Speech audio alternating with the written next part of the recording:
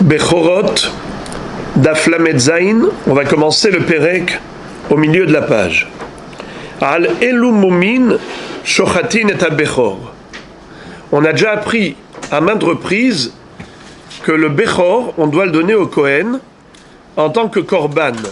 Il doit prendre la bête et la sacrifier dans le Beth Amikdash, et ensuite il va pouvoir jouir de la chair, de la viande qu'il va consommer. Et évidemment, il va la consommer à Yerushalayim, Bemakom Kadosh, en tant que korban classique. Mais, dans la mesure où le Bechor a subi un défaut, un moum, ce qu'on appelle un moum, désormais, ce Bechor n'est plus sacrifiable.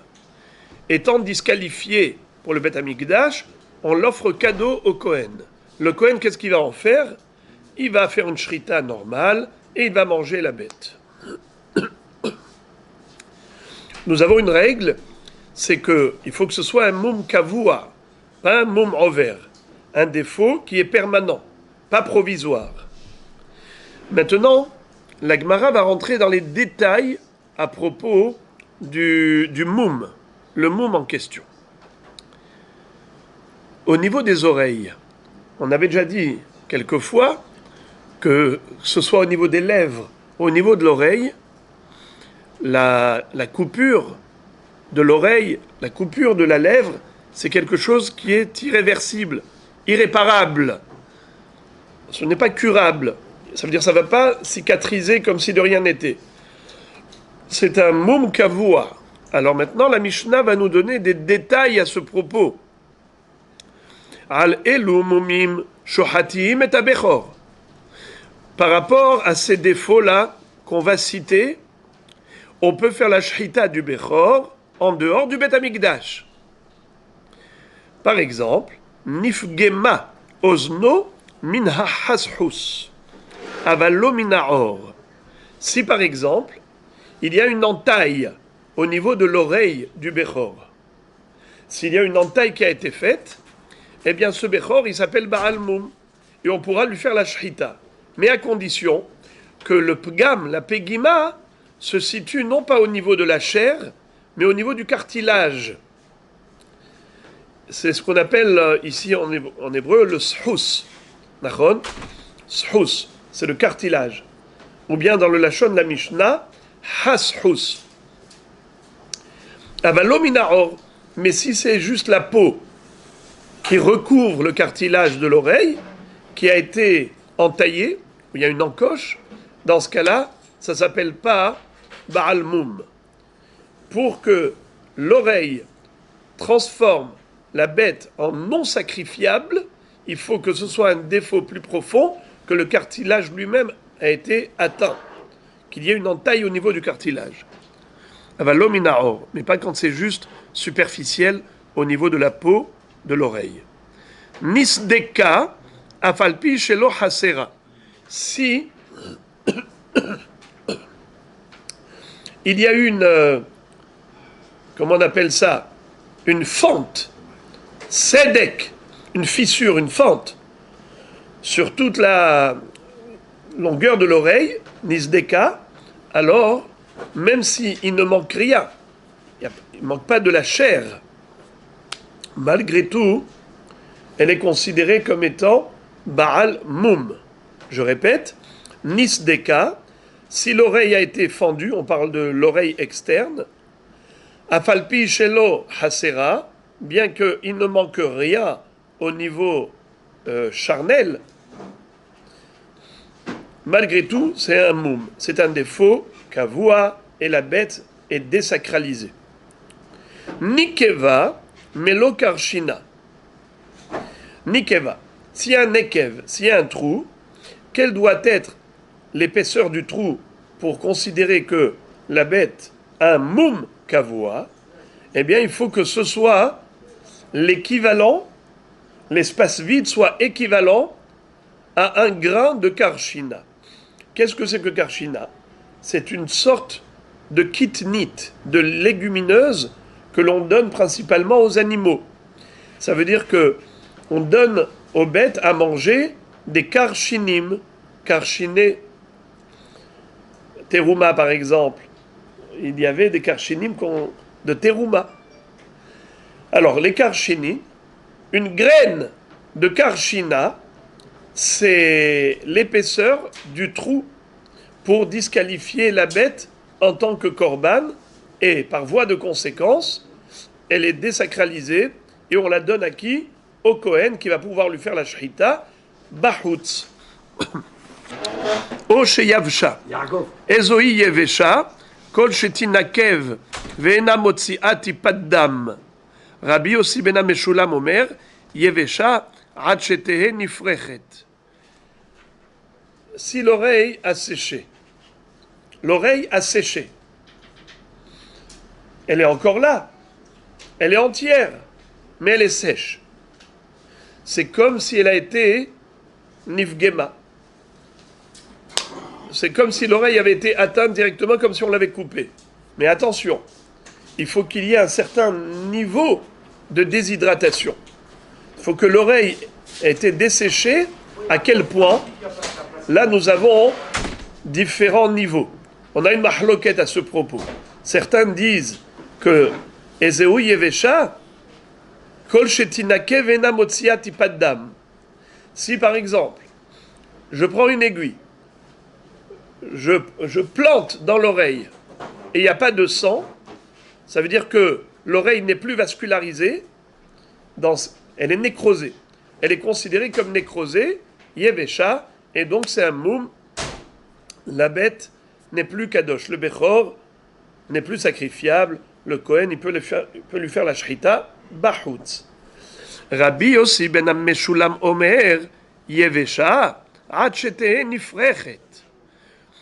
Rabbi Yossi ben Meshulam nous dit que le shi'ur de la yavshut, le shi'ur de la déshydratation, pour dire que l'oreille a été complètement desséchée, il faut beaucoup plus que ça.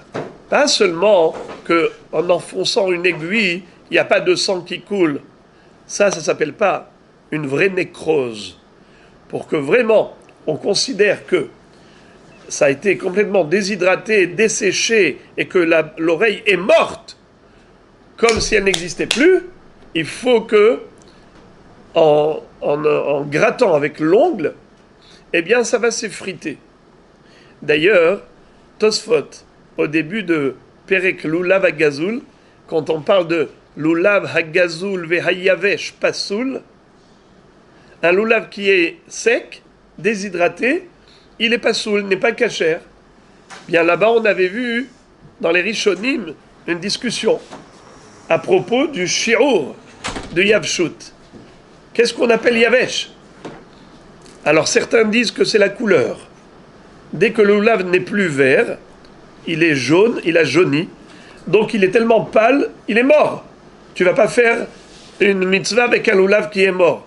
On l'apprend du pasuk, Lo hametim yehalleluya. Tu ne peux pas faire une mitzvah du hallel avec le mort, le lulav qui est mort. Mais Tosfot là-bas donne un autre pirouche. Et il dit que Yavesh, c'est quoi? C'est Ad Sheiparech Batsiporen. Si le lulav s'effrite en le frottant avec les ongles, ça veut dire que ça y est, il est mort. Il est vraiment sec. Iparech Batsiporen. Et il cite cette Gemara dans Bechorot d'Aflamet Zain, qui nous dit que d'après Rabbi Yossi ben Meshulam, c'est quoi? Ozen Yevesha, une oreille sèche, qui disqualifie le Bechor. Il n'est plus korban, donc on peut le donner au Kohen, il va faire la shrita même en dehors du Beth Amikdash. C'est quand l'oreille a tellement séché qu'on peut les friter en la grattant. Fin de la Mishnah, passons à la Gemara. La Gemara demande Amai, piseyach ve'iver ketiv. Je ne comprends pas. Sur quoi on s'appuie? Pour dire que le Bechor est disqualifié.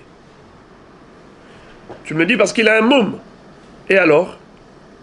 Qui t'a dit qu'un moum comme celui-ci, une oreille sèche, ou trouée, ou fendue, ça le désacralise?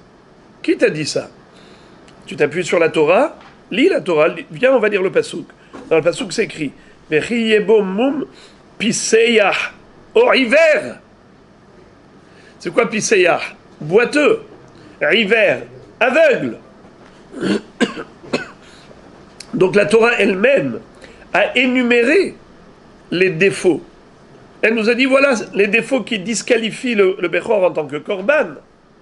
Donc, je comprends pas. Comment tu es arrivé à l'oreille? On t'a parlé de boiteux. C'est au niveau des pattes le problème. Il a une patte plus longue ou une patte plus courte. Pisséa. À hiver, il est aveugle. Mais d'où tu as sorti l'oreille? La Gemara répond Ktiv name ki ihye bo mum. Qu'est-ce que ça veut dire?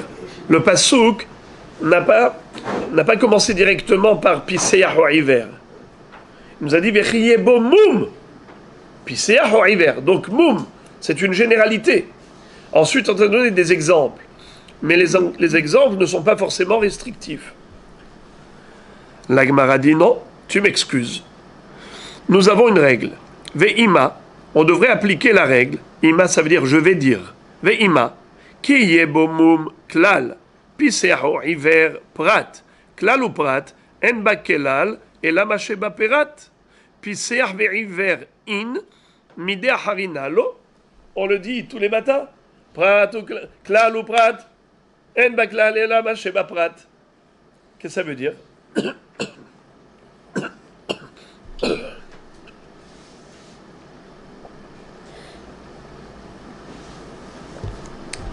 Lorsque la Torah s'exprime, elle a différents styles de rédaction, d'expression.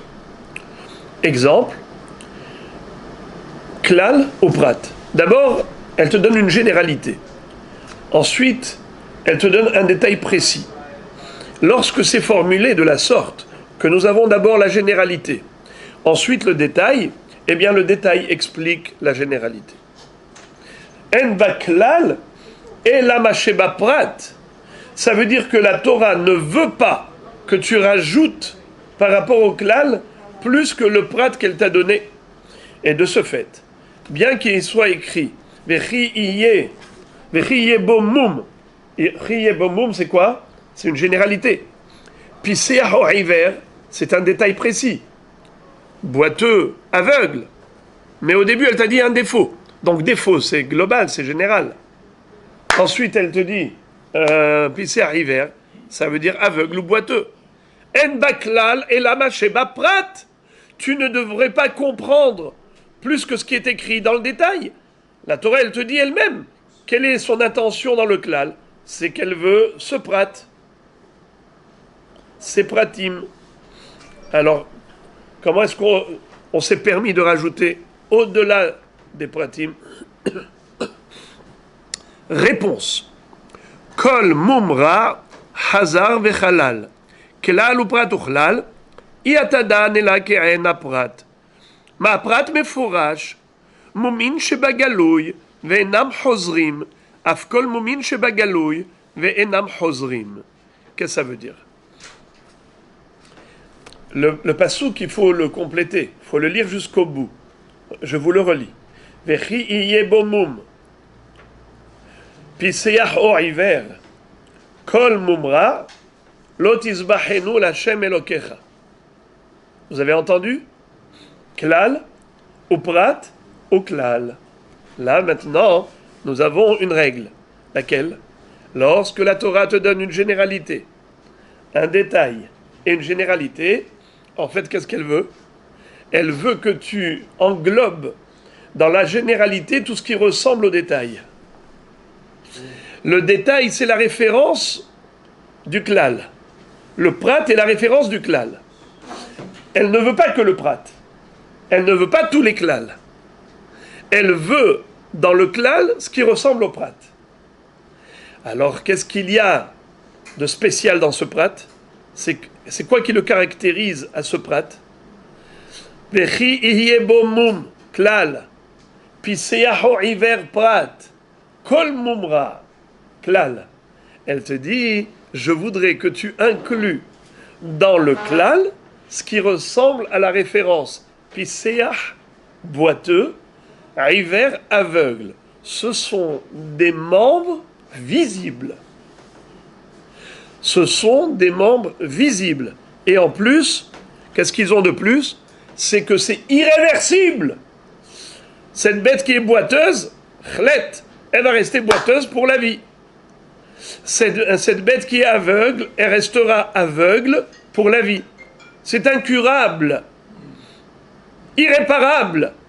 Voilà la raison pour laquelle la Torah t'a écrit ces deux détails précis pour t'enseigner le genre de défauts qui peuvent causer la disqualification de la bête en tant que korban et qui, par voie de conséquence, sera offerte au Kohen qui pourra lui faire la shrita, même bahutz, même en dehors du Beth Amikdash.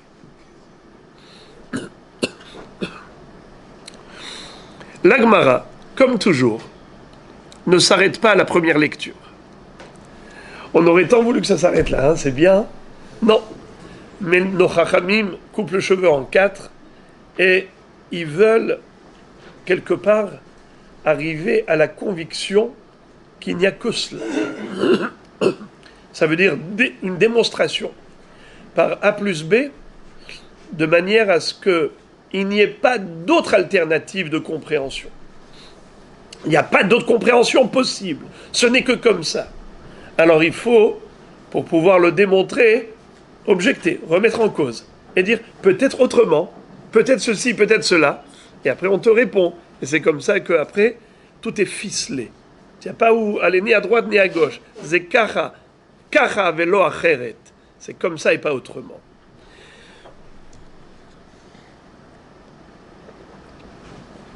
Question.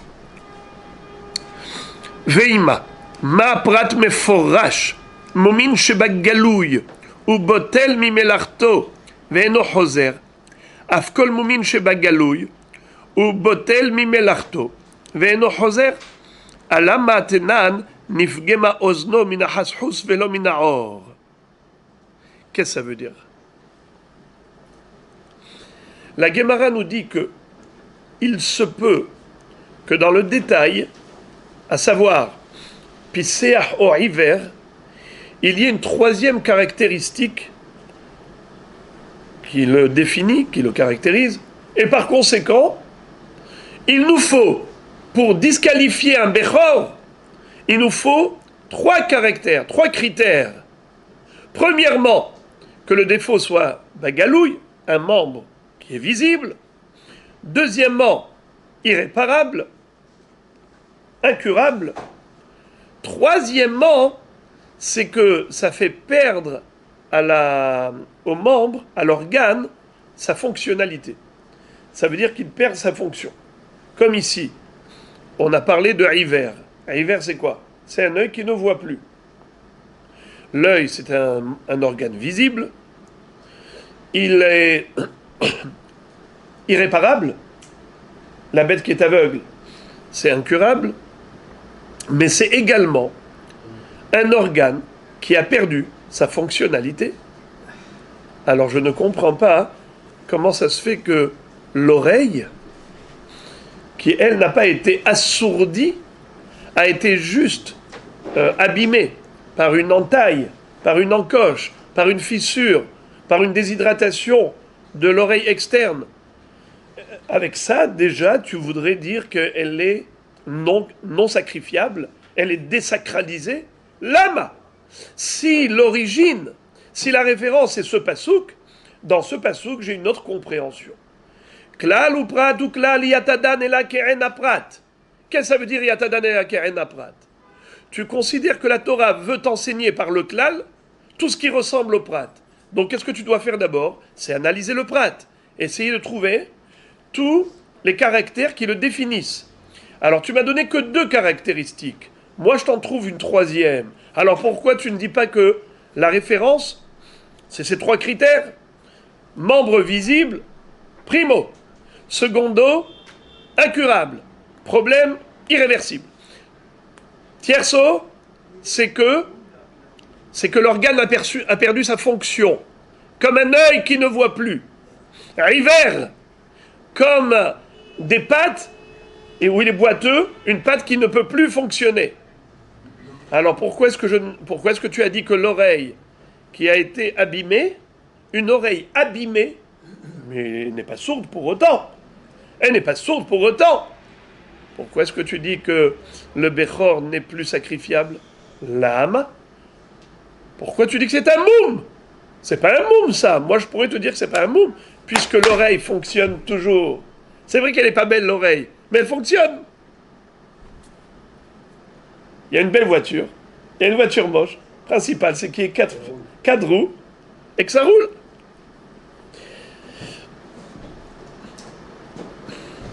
Réponse. Kol mumra ribouyahu. Qu'est-ce que ça veut dire?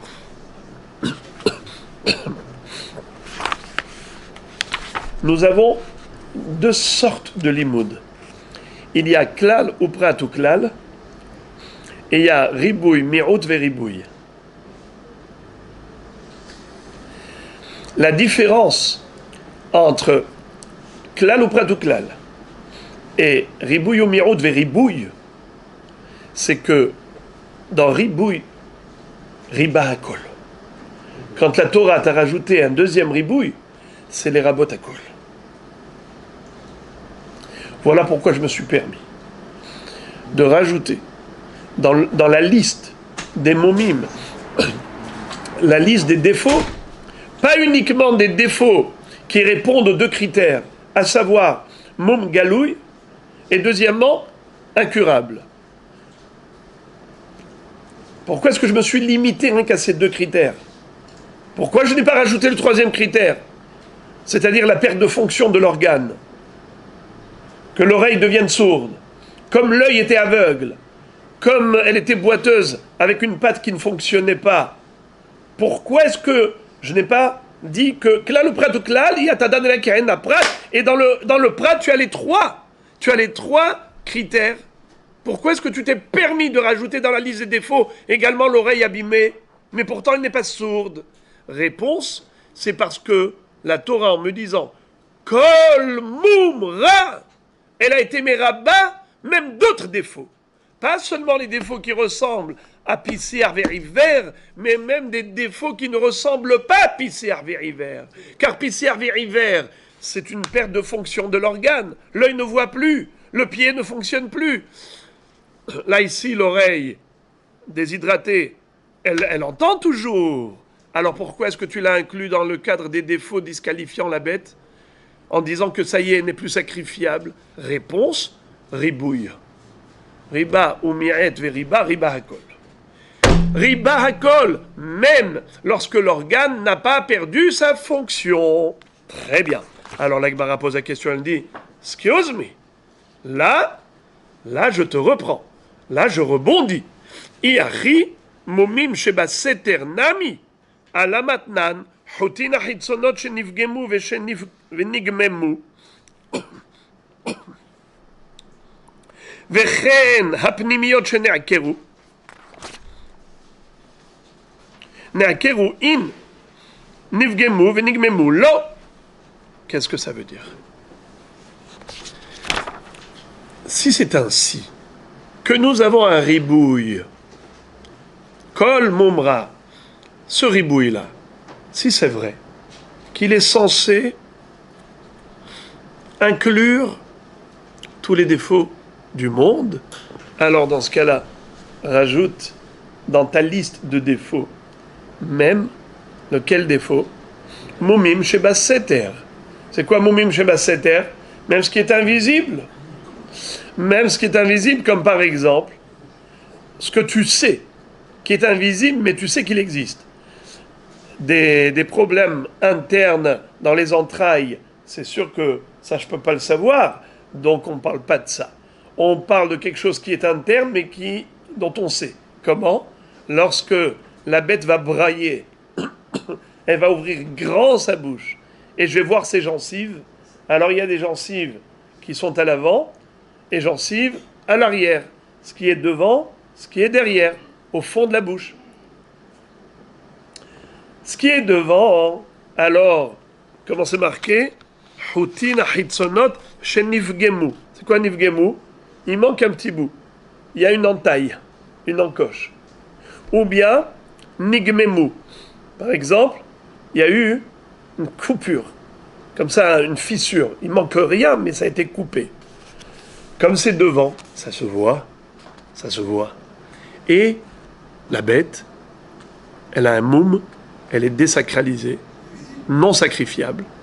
On peut le donner au Kohen. Ce Bechor qui a des gencives à l'avant, qui ont ces problèmes de nigmemu ou nifgemu, ça y est, ça s'appelle Baal Moum. Ou bien, si c'est la gencive interne, mais qui a été complètement rakura, complètement déracinée. Vous voyez là-bas, elle a apparemment voulu manger quelque chose où il y avait un métal saillant, avec un effet tranchant, qui lui a arraché, qui lui a tout coupé là-bas. D'accord? Il n'y a pas de dentiste pour aller lui recoudre immédiatement. Alors, Baal Moum. Ça veut dire c'est Basseter, mais tu le sais. Mahadin, excusez-moi, je n'ai pas bien dit. La question d'Agmara est la suivante. Elle est par déduction. Tu vois que la gencive interne, quand est-ce qu'elle est considérée ayant un défaut? Que si on a vraiment arraché, elle s'est complètement déracinée. Me'akera. Mais ce qu'il y a devant, qui est visible, ça suffit qu'il soit juste coupé ou un tout petit peu entaillé. N'est-ce pas? Là, c'est moum. Question, pourquoi s'il y a une petite entaille ou une petite coupure dans la gencive interne, pourquoi tu dis qu'elle est cachère? Pourquoi c'est bon? C'est parce que c'est basséter, ça ne se voit pas trop. Mais toi, tu lui as ouvert la bouche, tu as regardé, tu as pris ta lampe, tu as pris ta loupe et tu as vu qu'il y a ça. Cachère ou pas cachère? Est-ce qu'elle est cachère comme korban, ce Bechor? Oui. Ce Bechor est cachère comme korban. Question. Pourtant, c'est un moum dont tu sais qu'il existe. Et alors, qu'est-ce qu'il y a si c'est basséter? Ah non, basséter, il n'y a pas de problème. Seulement si c'était complètement à court. Mais si c'est pas complètement à court, cachère. Si tu me dis que Kol Mumra, la Torah a voulu inclure et rajouter tous les moumim, même lorsque, par exemple, l'organe n'a pas perdu sa fonction, comme l'oreille qui entend, bien qu'elle ait été déshydratée, parce qu'elle a été déshydratée, elle est considérée comme un moum, ou bien l'oreille qui a été entaillée, marron, c'est un moum, lama, mais pourtant, l'organe n'a pas perdu sa fonction, l'audition est toujours là. Alors tu m'as dit Kol Mumra, on a rajouté tous les moumim. Eh bien, rajoute aussi moumim chez Basseter. Pourquoi tu as exclu moumim chez Basseter? Pourquoi une gencive qui est coupée à l'intérieur, tu ne dis pas la même chose, qu'elle soit désacralisée, la bête? Pourquoi tu dis qu'elle est toujours kadosh? Pourquoi toujours kadosh? Tu devrais dire Kol Mum, Kol Mumra. Tout mauvais défaut devrait la disqualifier. Pourquoi est-ce que tu ne l'as pas disqualifiée? Réponse, Ba'inan Mumra Veleka. Qu'est-ce que ça veut dire? La Torah, c'est pas pour rien qu'elle a rajouté, dans le deuxième ribouille, elle a écrit Kol Mumra. C'est quoi mauvais défaut? Quoi, il y a un défaut mauvais, il y a un défaut qui n'est pas mauvais? Oui. Le défaut qui enlaidit la bête, c'est un défaut mauvais. Mais un défaut qui n'enlaidit pas la bête, comme par exemple une gencive interne qui a été coupée, pas complètement arrachée, alors ce n'est pas grave. C'est pas disqualifiant en tant que korban. On peut la sacrifier en tant que korban. Chaque mot de la Torah compte. Elle n'a pas écrit Kol Mum. Si elle avait écrit Kol Mum, alors on aurait dû inclure même ça. Même une coupure dans la gencive interne, même ça aurait été suffisant pour la désacraliser. Mais elle a écrit Kol Mumra. C'est vrai que c'était étonnant. On se disait, c'est quoi Kol Mumra? Mais Mum égale Ra. D'accord? c'est par excellence ra. Eh bien, tu dis non, il y a un moum qui est ra, il y a un moum qui n'est pas ra. Si il porte atteinte à l'esthétique, c'est ra. Sinon, même s'il existe, c'est un moum qui n'est pas ra. Et donc, il est toujours kadosh. On continue. La Gemara dit maintenant, ok, alors permets-moi de te poser encore une question. Iachi, moum over nami, alamatnan velo minahor. Puisque la Torah, au travers de cette phrase, kol, moum, ra, elle a voulu inclure n'importe quel moum. Alors pourquoi est-ce qu'on n'inclurait pas également un moum envers, même un défaut qui est provisoire? Quelle est la preuve qu'un défaut provisoire n'est pas problématique?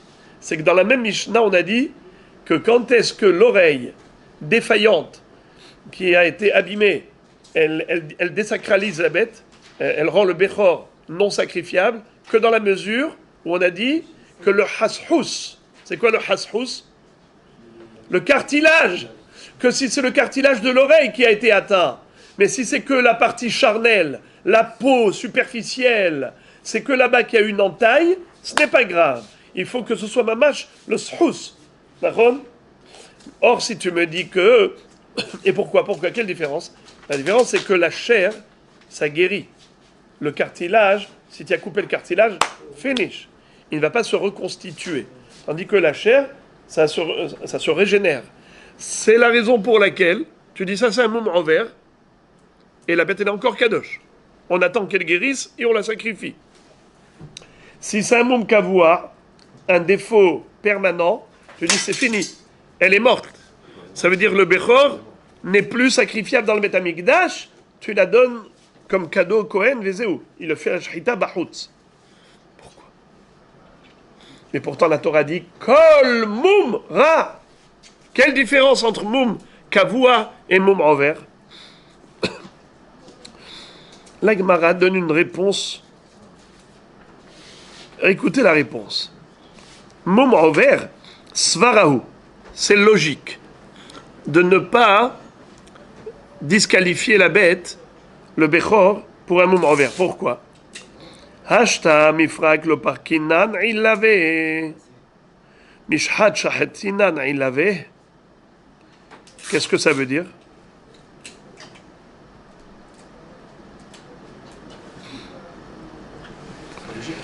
Il y a deux sortes de korban kadosh.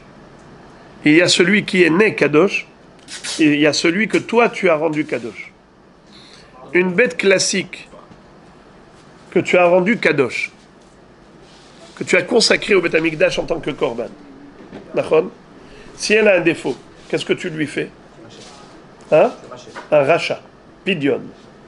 Le Bechor qui a un défaut, qu'est-ce que tu lui fais? Tu le donnes au Kohen. Il n'y a pas de rachat possible. D'accord? Il n'y a pas de pidyon possible. Alors la Gemara maintenant fait une comparaison entre le Bechor qui a un moum envers et une Behema korban classique qu'un homme a sacralisé qui a un moum envers. On sait que dans les deux cas, le moum disqualifie. Le moum, un défaut permanent, disqualifie. Mais quelle est la réaction? N'est pas la même. Au niveau d'un korban, un korban que moi j'ai sacralisé, eh bien il faut que je fasse pidyon, c'est-à-dire je vais transférer la kedusha de la bête sur une autre bête, qui elle est parfaite, que je vais sacrifier, et celle-là je vais la désacraliser. Si c'est un Bechor, il n'y a pas de transfert de kedusha. Un Bechor, dès qu'il a un moum, tout de suite je donne au Kohen. Alors la Gemara dit comme ça. C'est quoi ta question? Ta question, c'est de dire que un Bechor qui a un moum envers, aussi faut qu'il soit considéré disqualifié au korban, désacralisé, et qu'on le donne comme ça gratuitement au Kohen pour qu'il puisse manger. Viens réfléchir. Moum envers. Si une Behema, une bête normale qui est korban, quand elle a un moum envers, on peut la racheter? Non. C'est seulement s'il y a un moum kavoua. Regardez. Hashta mifrak Lo parkinan ilave, mishhat shahatinan ilave. Et maintenant, à propos du Bechor, tu veux autoriser le Kohen à lui faire une shrita bahutz, has veshalom. C'est shrouterutz. Vous savez, c'est quoi shrouterutz? C'est très très grave. De prendre un korban et de lui faire shrita bahutz en dehors du Beth Amikdash. Celui qui ferait ça, qu'est-ce qu'il est passible? Karet, bravo. Il est hayav karet. C'est très très grave de faire shrita d'un korban, n'est-ce pas, à l'extérieur. Alors toi, tu veux faire la shrita à l'extérieur d'un bechor qui a un petit défaut passager. Mais cher ami, on ne peut même pas racheter à cause de ça. Quand une bête korban normale, pas un bechor, un korban normal, il a un défaut moum envers, tu peux racheter, transférer la kedusha? Non. Donc c'est une kedusha intrinsèque, une kedusha qu'on ne peut pas retirer. Alors comment tu veux maintenant le bechor le disqualifier à cause de ce petit moum? C'est la première réponse de la Gemara, et qu'elle va d'abord confirmer par la braïta suivante, d'Etania. Ve'im kol behema temea asher lo yakrivu mimena korban lashem, ve'erich hakohen ota, beba'ale mumim shenivdu, akatuv medaber. Qu'est-ce que ça veut dire? Si quelqu'un a une behema temea, qu'on ne peut pas sacrifier à Kadosh Baruch Hu, quelqu'un qui a une behema temea qui est Kadosh, il ne peut pas la sacrifier. Alors qu'est-ce qu'il faut lui faire? Il faut que le Kohen vienne et qu'il fasse la haracha, la hamada et la haracha. C'est-à-dire, il faut qu'il évalue, qu'il estime la valeur de cette bête pour transférer la kedusha sur autre chose. De quoi on parle ici? Si on traduit littéralement behema temea, une bête impure, ça veut dire une bête qui est impropre à la consommation, comme un cheval, un chameau. Un homme, il a consacré au Beth Amikdash un cheval et un chameau. Généralement, qu'est-ce que fait le gizbar du Beth Amikdash? L'intendant, le préposé, il va prendre ce cheval, il va aller le vendre au marché, et l'argent sera reversé dans le trésor du Beth Amikdash, Bedek Habayit. Ici, c'est de ça qu'on parle. La Braïta dit non. Ici, quand on parle de Behema Temea, on ne parle pas de une vraie Behema Temea, comme un cheval ou un chameau, non. On parle de Baal et Moumim, Akatou Medaber. On parle d'une bête, Kadosh, qui a subi un défaut. C'est un korban classique qui a subi un défaut. Maintenant, il s'appelle Tmea, impur dans le sens de l'impossibilité de l'offrir comme sacrifice.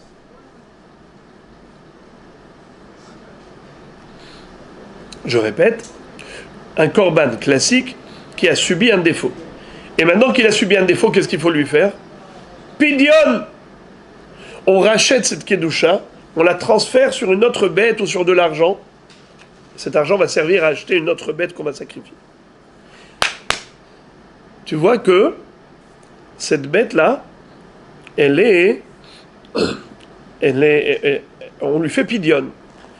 Et la Braïta d'abord, elle ouvre une parenthèse, elle dit, qui nous permet d'être sûr qu'on parle de ça? Peut-être qu'on parle d'une vraie Behema Tmea, un chameau ou un cheval. Ata omer beba'ale mumin, shenifdu akatu medaber, oenoela bebehema temea mamash. Qui te dit qu'on ne parle pas de Behema Temea mamash, un chameau ou un cheval? Qui te dit qu'on parle ici d'une bête, d'un korban classique qui a subi un défaut? Réponse, nous dit la Braïta, Keshu Omer ve'im ba behema temea ufada be'erkecha hare behema temea amur hamani mekayem asher lo yakrivu mimena korban lashem ve'erich hakohen ota eve Omer ze ba'ale mumin shenivdu. Qu'est-ce que ça veut dire? La Braïta nous dit qu'on est sûr qu'il s'agit d'un korban classique qui a subi un défaut, et c'est ça ce que la Torah qualifie de behema temea. Car s'il s'agissait d'un chameau ou d'un cheval, c'est déjà écrit ailleurs.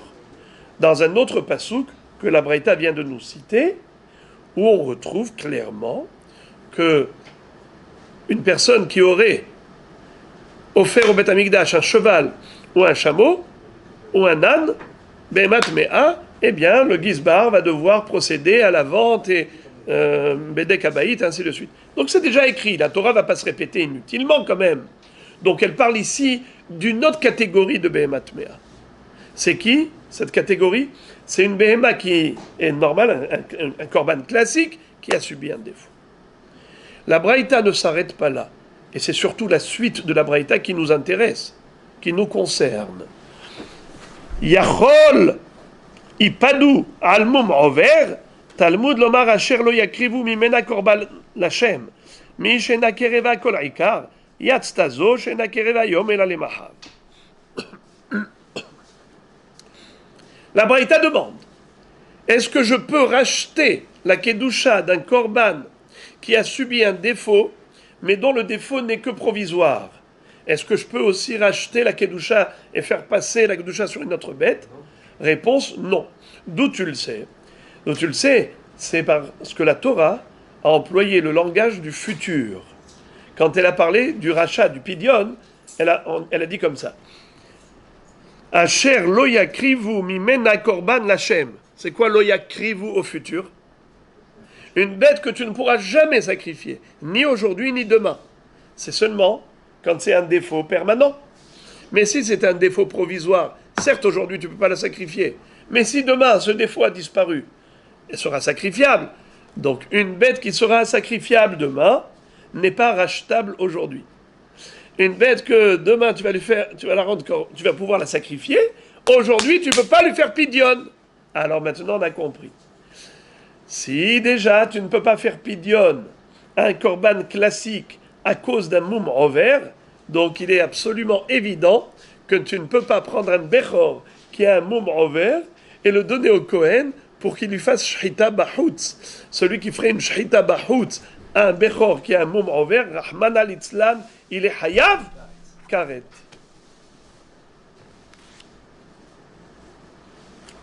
Fin de la première réponse.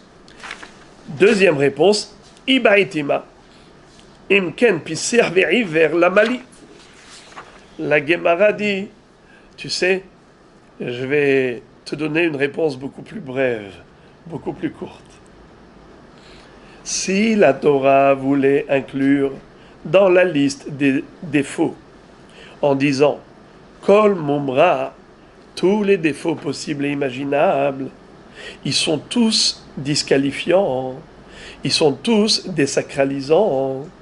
Alors dans ce cas-là, pourquoi la Torah elle a précisé Piseach or hiver? Pourquoi elle nous a donné ces exemples? Si elle veut tout inclure, eh bien dis-moi Kol Mumra. Si tu m'as donné des exemples, c'est pas pour rien. C'est que tu as voulu m'illustrer une certaine idée. Laquelle? C'est de restreindre la liste. Comment? Me dire Davka, ce qui ressemble à Piseach ou hiver. Piseach, boiteuse, un hiver aveugle, cette bête-là est dans une situation incurable. C'est irréversible, c'est irrattrapable. Alors qu'un défaut qui est provisoire, qui n'est pas permanent, c'est quelque chose qui est rattrapable. Donc ça ressemble pas du tout, ça ne ressemble pas du tout à Piseach et à hiver. Si la Torah écrit Piseach et à hiver, c'est pour dire Davka, un défaut permanent. Mum kavua, c'est ça qui rend le bechor permis. Et là on peut le donner au Kohen, il fait shrita même bahutz. Mais tant que il s'agit que d'un défaut provisoire, il n'est pas question que le Kohen fasse shrita bahutz. Encore. On a appris dans la Mishnah Nisdeka falpi shelo hasera. Si l'oreille de la bête a une fente, bien que dans cette fente il n'y a aucun manque, c'est-à-dire qu'il y a deux façons de faire une fente. Soit une entaille, soit une encoche. C'est-à-dire soit je coupe, soit je fais une encoche, c'est-à-dire j'enlève un petit bout. La Mishnah m'a dit, tu n'as pas besoin d'enlever un petit bout. Si tu as coupé, tu as ici une fente, elle n'est pas cachère. en tant que korban, et par conséquent, ce Bechor est appelé Baal Moum, donne le cadeau gratuitement au Kohen, et il le mange à l'extérieur du Beth Amikdash, il n'y a pas de problème.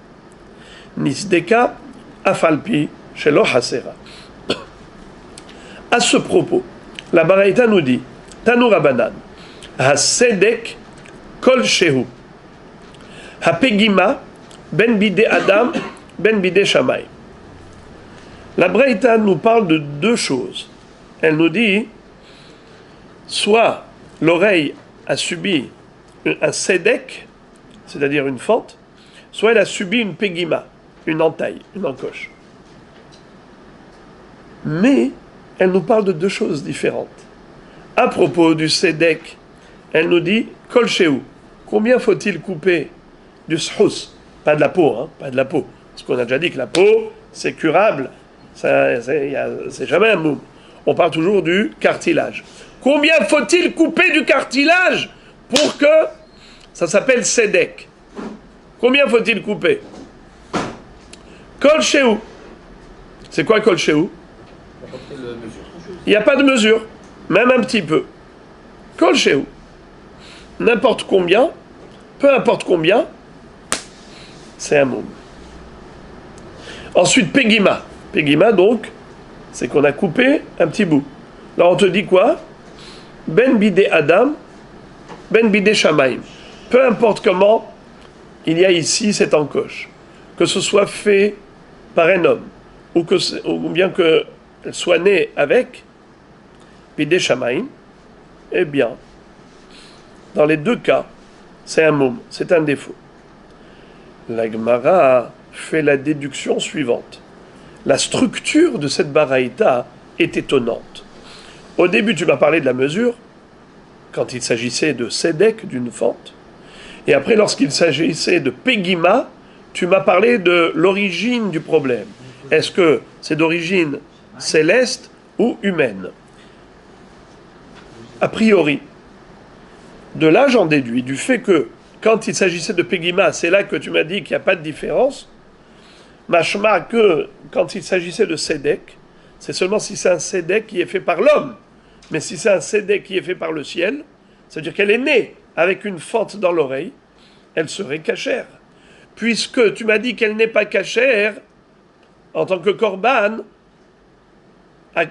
à cause de la pegima, que ce soit bidé Shamaim ou que ce soit bidé Adam. Machma qu'au début de la Braïta, quand tu as parlé de sédek, tu ne m'as pas fait de différence, tu ne m'as pas fait de généralité en me disant Ben bidé Adam, Ben bidé Shamaim. T'as rien dit. Qu'est-ce que je dois en déduire? Qu'en réalité, il y a une différence entre bidé Shamaim et bidé Adam? D'accord, merci. J'en déduis que le sédek, c'est seulement si c'est un homme qui l'a fait. C'est là que c'est problématique, c'est là que c'est un défaut. Mais si c'était bidé Shamaim, qu'elle est née avec ce sédek, cette fente, tout va bien. Est-ce que je dois déduire cela? La Gemara dit non. Non. En réalité, il n'y a pas de différence. Il n'y a pas de logique. Pourquoi pour la pegima, tu ne distingues pas entre bidé Adam et bidé Shamaim, et pour le sédek, tu vas distinguer? Il n'y a aucune logique. Et là, sédek ou pegima, ben bidé Shamaim, ben bidé Adam. Vekama shi'ur pegima, qu'est-ce que ça veut dire? En fait, ce qu'on veut te dire, c'est qu'il n'y a pas de différence entre bidé Adam et bidé Shamaim, aussi bien dans sédek comme pour pegima. Il n'y a aucune différence. Simplement, on a voulu te donner le shi'ur de la pegima. C'est quoi pegima?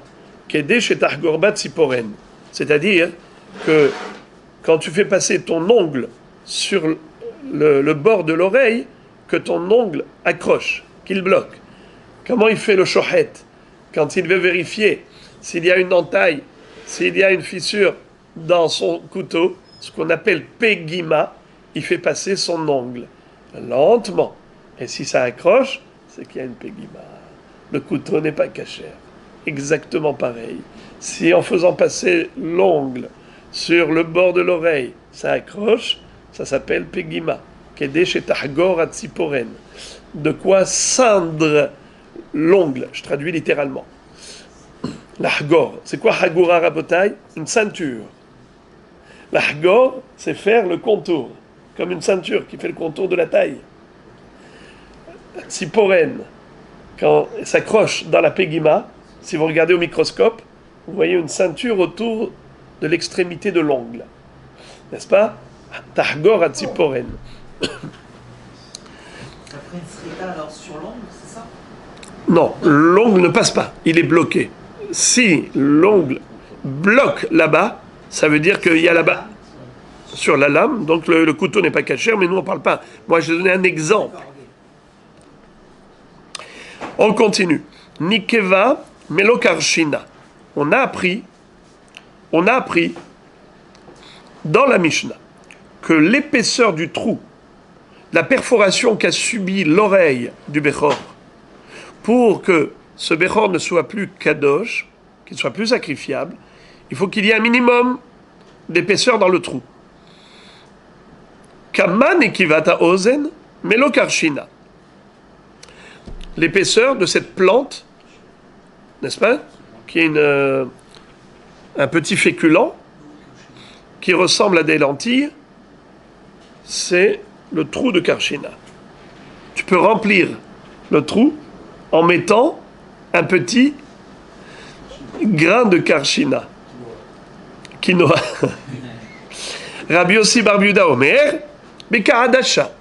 Rabbi Yossi bar Yehuda dit, si il y a la place pour mettre dedans une Adasha. Qu'est-ce qui est plus grand, Adasha ou Karshina?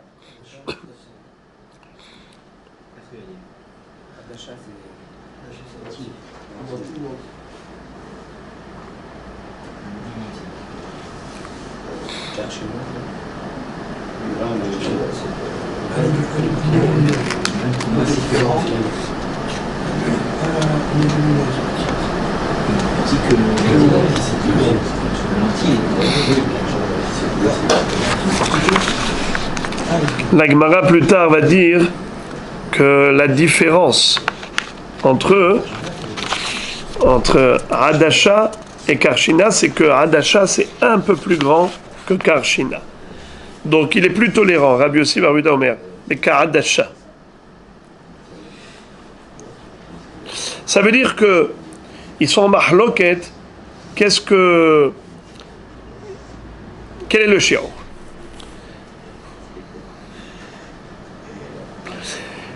J'ouvre une parenthèse quand même pour rappeler que tous les shiurim, c'est halakha le Moshe Misinaï. On n'invente pas les shiurim. C'est halakha le Moshe Misinaï. Mais la mahloket, elle est, qu'est-ce que Moshe Rabbeinu nous a enseigné au pied du mont Sinaï? Est-ce qu'il nous a dit que le shiur c'est Ka'adasha ou le shiur c'est comme Karshina? Ezoï Evesha, nouvelle mahloket. Qu'est-ce qu'on appelle une oreille déshydratée, desséchée? Chez Imtina Kevenamotia Tipadam Kehardal. Rabbi Yossi ben Amshulam Omer Yevesha Kedesh Nifrechet. On a déjà vu cette mahloket dans la Mishnah. Qu'est-ce qu'on appelle oreille desséchée?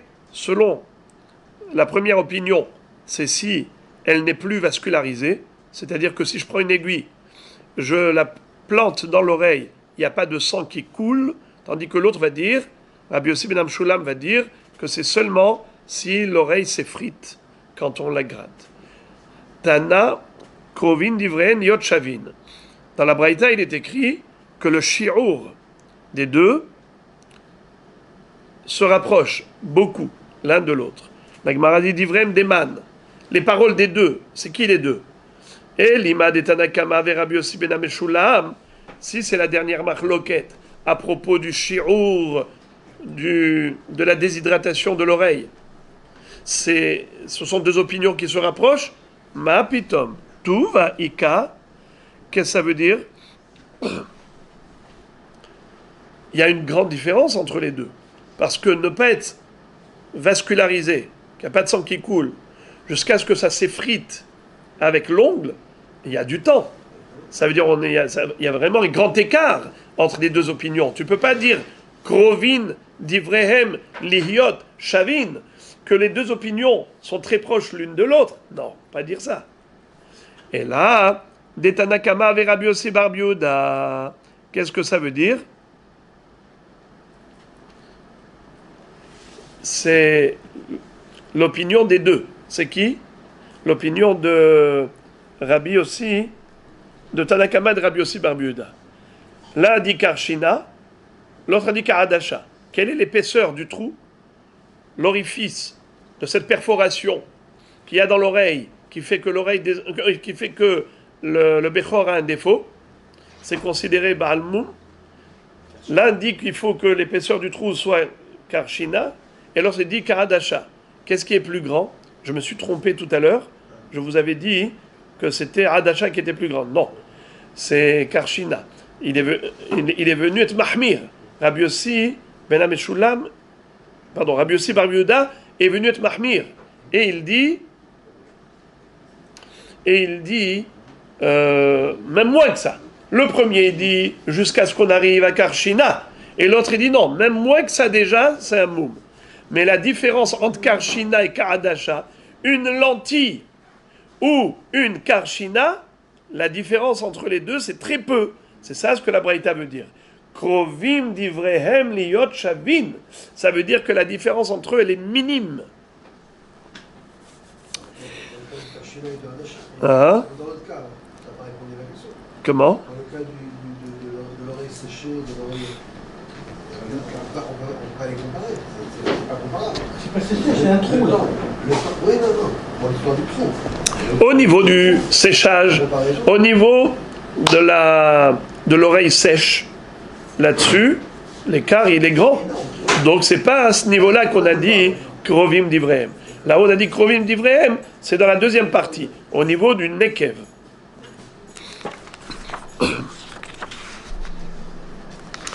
La Gemara, à ce propos, elle dit, puisque Rabbi Yossi bar Yehuda dit Karadasha in, Batsir mi Karadasha lo.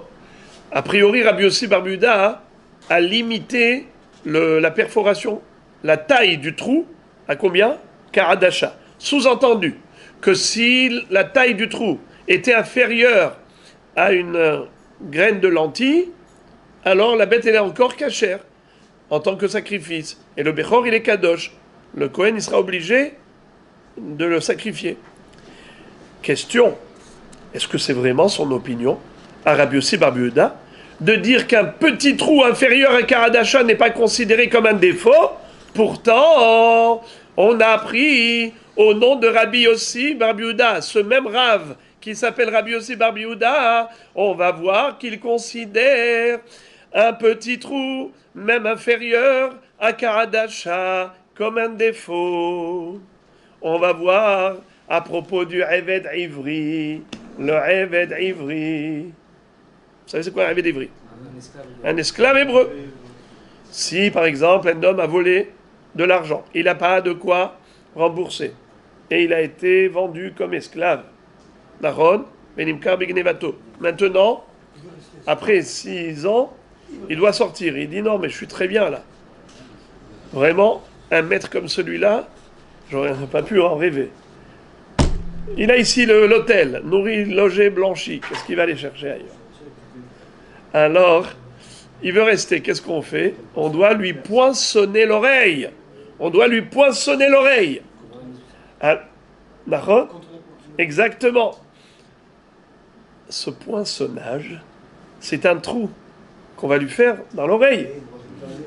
Et là, on va lui faire un défaut. Et alors que le problème, qu'on lui fasse un défaut. Mais quel est le din si c'est un Kohen? Un Eved Ivri qui est Kohen. Lorsqu'après le Yovel, il va retourner chez lui, comme c'est écrit, Va'avado le'olam. C'est quoi Va'avado le'olam? Olamo shel Yovel. Lorsque l'année du jubilé arrivera, qui est la 50e année, l'année qui est sainte, qui est sacrée. Ukratem deror, la aretz, ulchol yoshvea. C'est quoi deror? Liberté, libération. Le Eved Ivri, dont l'oreille a été poinçonnée et qui est resté esclave chez son maître jusqu'au Yovel, maintenant va retourner chez lui. Mais la Torah nous dit que il doit retourner chez lui et retrouver le statut qu'il avait auparavant. Si c'est un Kohen, il doit retourner chez sa famille et réintégrer son cadre familial avec toutes les qualités des Kohanim. À savoir, un Kohen qui est apte à servir dans le Saint-Temple. Tout Kohen est qualifié pour servir à Kadosh Baruch Hu dans le Beth Amikdash. Toi maintenant tu vas lui faire un poinçonnage qui va le rendre Baal Moum. Un Baal Moum, on a appris dans Parashat Emor, qui n'a pas le droit d'officier pour faire des korbanot. Comment il va se passer Veshav El Ahuzato, retrouver sa famille et retrouver le statut, mais il n'est pas saoul. C'est pour ça que on va voir tout de suite à propos de la Retzira. Regardez comment c'est beau. On va voir. On va laisser parler la Braïta et après, avec toutes ces connaissances, on aura plus d'éléments. La Gemara dit Karadasha'in, Batsir mi Karadasha'lo. D'après Rabbi Yossi Bar Biuda, ce n'est que si le trou était d'une largeur de lentilles, c'est là que c'est un moum. Moins que ça, c'est bon. Pourtant, Veraminu, on a pris dans une Braïta le contraire. Qu'est-ce qui est écrit dans la Braïta? Martseya, en li elav bemartseya, minayin nerabot asol, veta sira, veta mahad, veta magdeya, veta martev. Talmud lomar vela karta, kol davar shenilkach bayad. Divrei Rabbi Yossi Bar Biuda. La Torah nous dit, tu prendras un martseya, un poinçon. Est-ce qu'il faut obligatoirement prendre un poinçon? Et si j'avais pris par exemple un sol, c'est quoi sol? Un sol, c'est comme les brochettes en bois que vous avez pour faire les brochettes. Un cure-dent. Voilà, un grand cure-dent. Une tige pointue, un syrah, ou bien une épine. Vous avez comme ça un rosier avec des épines, prenez l'épine. Vetamahaz, ou bien une aiguille. Ou bien magdeya. C'est quoi magdeya? Une perceuse. Vetamartev. Martev, c'est une plume en métal. Alors, le passouk nous dit Vela karta, et tu prendras. Quand on dit tu prendras, c'est une généralité. Kol davar shenil karbayad. Vela karta est amartseya, et tu prendras le poinçon. C'est pas écrit simplement tu lui feras un trou avec le poinçon.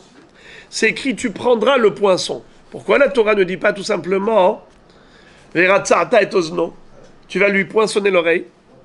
Bamartseya. Veratzata et ozno, bamartseya. Pourquoi la Torah dit Velakahta et amartseya, et tu prendras le poinçon? C'est pour dire tu prendras tout ce qui est prenable. Tu prendras tout ce que tu peux prendre avec la main. Tu prends ta broche, prends ton aiguille, prends ton épine, prends ton cure-dent, ce que tu veux. La karta kol davar anil karbeyad. C'est Rabbi Yossi Bar Biuda.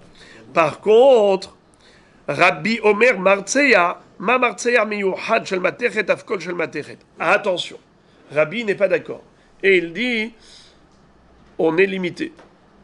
Il faut absolument que le poinçon en question reste de métal. Une aiguille, il n'y a pas de problème. C'est en métal, mais ne prends pas du bois quand même, parce que la Torah t'a donné quand même une référence. Martseya, c'est un poinçon qui est en métal, alors il faut que ça reste matechet. Fin de citation de la première partie de la Braïta. Vekatane sefa, mais la suite de la Braïta est la suivante. Amar Rabbi Elazar, Yudan berebi hayadoresh. כשאין רוצעין, אין רוצעין, אלא במילת. וחכמים אומרים, אין עבד עברי, כהן נרצע מפני שנעשה בעל מום.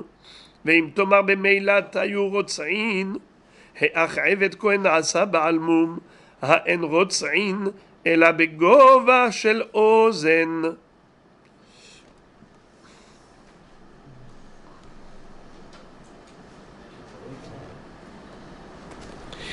Rabotai la Gemara fait une démonstration ingénieuse. Écoutez cette démonstration. Et là, Je crois que vous allez faire votre Onek Shabbat. Écoutez ça. Trop beau. La Gemara dit, Rabbi Yossi bar Yehuda, lui, se contredit. Car ici, il a donné un shirour de Karadasha.